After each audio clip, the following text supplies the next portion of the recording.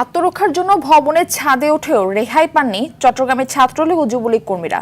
কোটা আন্দোলনরত শিক্ষার্থীরা হঠাৎ চারদিক থেকে আক্রমণ শুরু করলে আত্মরক্ষার্থে তারা বেলাল মসজিদের মির্দাদ মেনশনের ছাদে অবস্থান নেয়।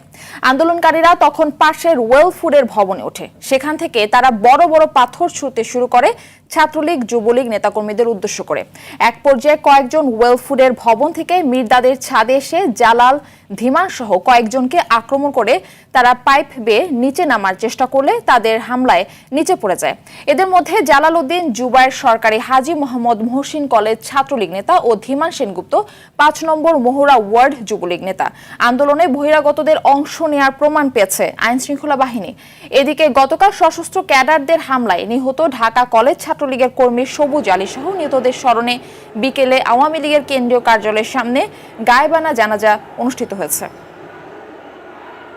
আমি গাজীপুর থেকে এসেছি ছাত্র শিবিরের পক্ষ থেকে। আমাদের অসংখ্য লোকজন ঢাকাতে জড়ো হয়েছে এবং আমরা চাই এই কোঠা আন্দোলনের মাধ্যমে সরকারকে পতন করে তারপরে আমরা ঘরে ফিরব।